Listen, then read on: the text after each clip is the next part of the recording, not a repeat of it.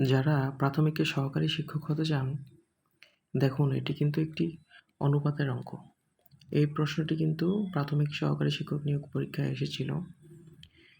তো এখানে বলা হচ্ছে যে একটি গহনা, সোনার তৈরি গহনা যার মোট ওজন হচ্ছে ১৬ গ্রাম।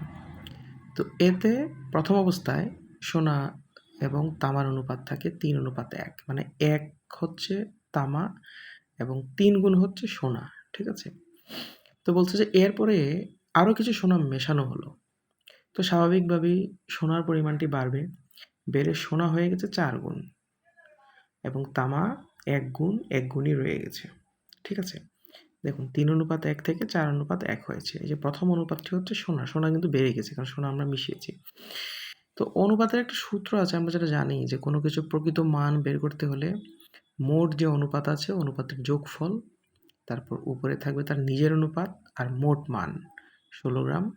এখানে বসালে আমরা সেটা পেয়ে যেতে পারি। তাহলে সেক্ষেত্রে সোনার ক্ষেত্রে কী হবে দেখুন, ৩ যোগ ১, উপরে সোনার জন্য আছে ৩, ১৬ গ্রাম মোট ওজন।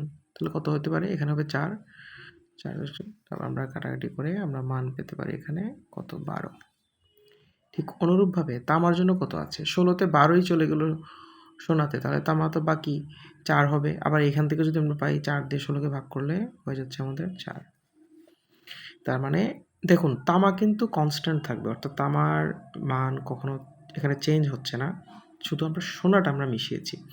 অর্থাৎ দেখুন এই তামাটাই তো পরবর্তীতে ১ ভাগ হিসেবে আছে, ঠিক না? মানে ১ অনুপাত হয়ে আছে, তো ৪। তো এটারই কিন্তু ৪ গুণ হচ্ছে কি সোনা। তো পরবর্তীতে তোমরা তাহলে ৪ এর ৪ গুণ কত হবে? ৪ এর ৪ গুণ কত হবে? ৪ এর ৪ গুণ হবে ১৬, অর্থাৎ সোনা পরবর্তীতে ১৬ হয়েছে। তার মানে সোনা মেশানো হয়েছে কত? প্রথমে ছিল ১২, পরে হয়েছে ১৬, তাহলে মেশানো হয়েছে কত? ৪ গ্রাম। এটাই হচ্ছে আমাদের উত্তর। এই ৪ গ্রাম যে অপশানে থাকবে এই অপশনটিতে আপনারা বৃত্ত ভরাট করবেন।